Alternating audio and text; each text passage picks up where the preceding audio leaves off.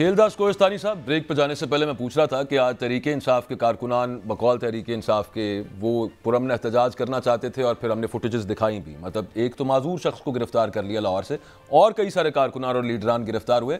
क्या ऐसा हो सकता है ये निगरान हुकूमत की जो पॉलिसी थी उसको आप कंटिन्यू ना रखें पंजाब के अंदर, और किसी की गारंटी चाहिए तो गारंटी भी किसकी गारंटी हो सकती है कि पुरअमन एहतजाज जो कि आईनी हक है वो दिया जाए एक जमात को? देखिए, पहली बात यह है कि मुझे बताया जाए या हमें ये नहीं मालूम कि एहतजाज की वजह क्या है, कि किस बात पे एहतजाज किया जा रहा है। ये वो जमात है जिन्होंने 2013 में भी इलेक्शन हुई थी तो 2014 में इन्होंने धरना दिया। उसके बाद 126 दिन धरने के बाद उसने पाकिस्तान को जो नुकसान मुआशी दिया और चीन का जो सदर का दौरा था वो मुलतवी करवाया। और जब 18 में खुद एक धांधली के ज़रिए जाली मैंडेट लेकर जब हुकूमत में आए तो पौने 4 साल इन्होंने पाकिस्तान की मईशत और पाकिस्तान की तरक्की का पहिया रोक दिया। कोई एक मंसूबा इनके पास नहीं है जो जाकर अवाम में बताए। उसके बाद इन्होंने असम्बलियों से इस्तीफा दे दिया। 2014-13 में भी इन्होंने असम्बलियों से इस्तीफा दिया। तो ये जो इंतशार की सियासत है, ये इल्ज़ाम की सियासत है, ये जो प्रोपेगेंडा की सियासत है, ये कब तक ये करेंगे? और पाकिस्तान को क्या इन हालात का इनको इदराक नहीं है? और ये इंतशार और ये पाकिस्तान दुश्मनी ये कब तक करेंगे? IMF पुरअमन एहतजाज जो है ये मोहब्बत नहीं है? मतलब पुरअमन तौर पे अगर एक जगह पे कहते रोके जिसकी इजाजत आइन देता है, मैंने आपने तो नहीं देनी सर, या फिर वो निकाल देते हैं वहां से। ये मैं आ रहा हूं उसी पे। एहतजाज करना हर किसी का हक है। एहतजाज की वजह होती है। अभी आप पार्लियामेंट में आपने ओथ उठाया है, आपने पंजाब असम्बली में, नेशनल असम्बली में, KPK में अपनी हुकूमत बनाई है, तो आप अभी से शुरू हो गए एहतजाज पे। आप कल चीफ मिनिस्टर KPK की स्पीच देख दें, जिस तरह उन्होंने अफसरान को धमकियाँ, जिस तरह वो दादागिरी, जिस तरह का उनका लबो लहजा, ये हुक्मरान होते हैं? इस तरह की हुकूमतें बनती है? इस तरह ये चाहते क्या है पाकिस्तान को बताया जाए? ये इनकी मैं अभी शौकत यूसुफजई साहब से पूछ रहा था, वो कहते हैं कि उसका मकसद धमकाना नहीं, तो वो सिर्फ हम तसल्ली दे रहे थे। 9 मई वाली जमात है जिन्होंने दहशतगर्दी की है, जिन्होंने पाकिस्तान के GSQ पाकिस्तान के इदारों पे हमले किए, शोधा के यादगार पे हमले किए हैं। ये वही लोग हैं। ये दोबारा उसका रिप्ले चाहते हैं तो उसकी इजाज़त तो किसी को नहीं मिलेगी, कोई भी हो। अगर अच्छा, मुझे उसी से याद आ गया, माफी मांगना चाहिए, असेंबली में बैठकर बातचीत करनी चाहिए। पार्लियामेंट में अवाम ने जो भी इनको मैंडेट दिया है, जिस तरह भी ये आए हैं, इनको पार्लियामेंट का फोरम मौजूद है ना। सड़कों के लिए तो इनको मैंडेट नहीं मिला था, सड़कों के लिए इनको वोट तो नहीं मिला था ना। चलें, वो तो फिर हम एक मामला होना चाहिए ना, मेरा ख्याल है उसको फिर निकाल ही देते हैं कि भाई आप एक जगह पे आप इकट्ठे हो ही नहीं सकते पुरअमन तौर के ऊपर। लेकिन ये 9 मई की जैसे आपने बात की, वो एक मुतालबा तहरीके इंसाफ कर रही है, वो कह रहे हैं कि जुडिशल इंक्वायरी करवा ली जाए। अब जुडिशल इंक्वायरी करवाने के लिए खत हुकूमत ने लिखना है और फिर उसके बाद अदालत ने उस पर कमीशन बनाना है, वो जिस भी जज को अपॉइंट करें। तो इसमें क्या मुज़ायका हो सकता है कि एक दफ़ा ये तसल्ली करा दी जाए कि एक जुडिशल इंक्वायरी हो जाए? आपकी हुकूमत है। अब मैं खैर तैमूर साहब से भी पूछूंगा, पहले आप बता दीजिए खेलदास साहब। देखें, जो कार्रवाई 9 मई के खिलाफ हुई है, ये PMLN ने इसकी आगाज़ नहीं किया। ये रियासत का काम है। जब रियासत पे कोई हमला करता है तो रियासत कानून हरकत में आता है। इनको कानून का सामना करना चाहिए। अगर उसमें कोई बेगुनाह है उसकी बिल्कुल तहकीकात होने। हम नहीं चाहते जो मासूम लोग इनके बयानिए पे आके, इनकी बातों में आके जो मासूम जेलों में है, हमें उनका भी दुख है कि किस तरह उन बच्चों को इस्तेमाल किया गया, ख़वातीन को इस्तेमाल किया गया, हमें उसका भी दुख है। मगर ये इजाज़त नहीं हो सकती कि आप जो जुर्म इन्होंने किया है। मुझे बताएं, भुट्टो साहब शहीद हो गए, तख्तेदार पे चढ़ गए, मोहतरमा शहीद हो गई, नवाज शरीफ साहब को 3 दफ़ा हुकूमत से निकाला गया, वज़ीर हाउस से निकाला गया, जेल हथकड़ियों लगा के मार्शाला लगाया गया 99 में। तो क्या हमने ये काम किए थे? किसी जमात ने ये काम नहीं किए। ये जमात एक ही है जो ये कुछ सब कुछ कर रही है। तो ये जो जुर्म है उनकी सजा होनी चाहिए। जो मैं तो सिर्फ पूछ रहा था, अगर आप एक खत लिख दे हुकूमत, आपकी हुकूमत है, वफाकी हुकूमत खेलदास साहब, तो कोई मुज़ायका है उसके अंदर कि एक दफ़ा तसल्ली यहाँ से भी करवा दें जुडिशल इंक्वायरी करके?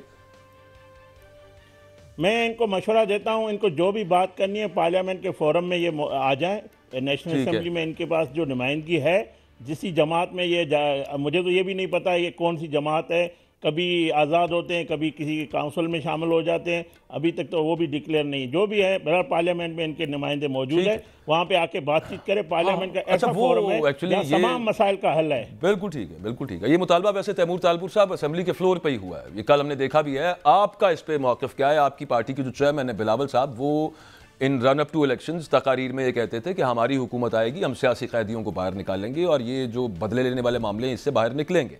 और फिर दूसरा ये जो जुडिशल इसको इसके साथ क्लब करके इसका जवाब दे दीजिए कि आपकी पार्टी या आपकी ज़ाती राय के अंदर ये कोई इतना नाजायज़ मुतालबा है कि एक जुडिशल इंक्वायरी करवा दी जाए, और वो चूंकि आप हुकूमत वफाकी हुकूमत आपकी है, मतलब आप वफाकी हुकूमत का हिस्सा हैं, तो एक ख़त लिख दिया जाए, तो कोई मुज़ायक़ा है इसके अंदर? और क्या बिलावल साहब जो पहले कहते थे अब वो नहीं चाहते सियासी कैदियों को रिहा करना?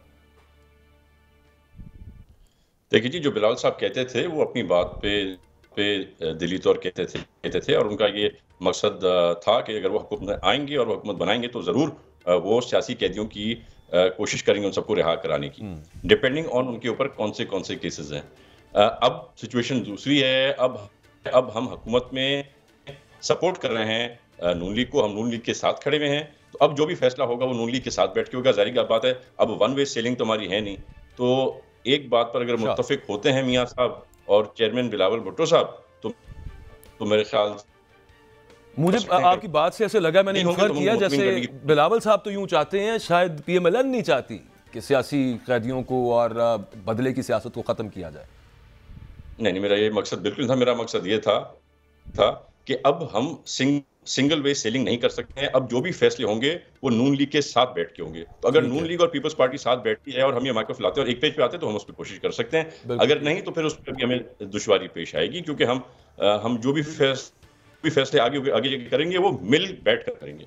बिल्कुल ठीक है। अच्छा, एक लास्टली मैं आप दोनों मौजूद मेहमानों से एक सवाल पूछना चाहता हूँ कि एक आर्ग्यूमेंट ये है पीटीआई की तरफ से, सदर की तरफ से भी आया कि ऐवान नामुकम्मल है, अभी भी रिजर्व सीटों के मामले की बात कर रहा हूँ और अभी तक वो खैर दी तो नहीं गई हैं। कल वज़ीर आज़म का भी इंतखाब हो जाना है, उसके बाद सदर का इंतखाब, फिर सेनेट के इलेक्शन पता नहीं कब तक होंगी। ऐसी क्या देरी, ऐसी क्या चीज़ माने होगी इलेक्शन कमीशन को? तैमूर साहब पहले आप फरमा दीजिए, क्यों अभी तक रिजर्व सीट्स नहीं मिली या आपके ख्याल में मिलनी चाहिए? देखिए, ये एक कानूनी प्रोसेस है जो जारी है।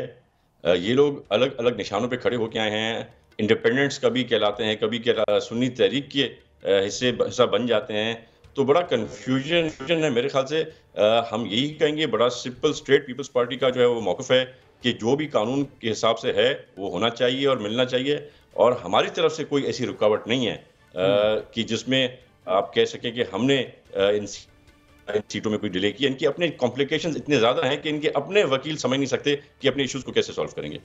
ठीक, उसका खैर वैसे प्रेसिडेंट मौजूद तो है, ये इलेक्शन कमीशन ही बता सकते हैं ऑब्वियसली। खेलदार साहब, आपकी ओपिनियन क्या है इस पे? पार्टी ओपिनियन जो आपकी पार्टी के बहुत सारे लीडर्स की हमने सुनी है, वो यूँ लगता है जैसे वो ये एग्जैक्टली वो बात करते हैं कि मिलनी नहीं चाहिए ये रिजर्व सीट्स, क्योंकि वैसे वो खैर कानूनी बात है, वो मैंने अगले चंक के अंदर करनी है। वो कानूनदान हाफिज एहसान साहब हमारे साथ होंगे, उनसे पूछना है आपकी इसके ऊपर राय क्या है, इतना डिले क्यों हो रहा है? ये पहले कभी नहीं हुआ पाकिस्तान की तारीख के अंदर। इस तरह की भी एग्जांपल्स मौजूद हैं कि लोग आज़ाद जीत के पार्टी ज्वाइन की और उनको मखसूस नशिस्तें मिल गई। इनका क्या आपके ख्याल में होना चाहिए? सुन्नी इत्तेहाद काउंसिल के लोगों का इनको मखसूस नशिस्तें मिल गई? इलेक्शन कमीशन ने फैसला महफूज किया है। हम भी इलेक्शन कमीशन में गए, हम समझते हैं कि इनका हक नहीं बनता ये रिजर्व सीटें, ये हमारा हक बनता है क्योंकि ये आज़ाद अराकीन है।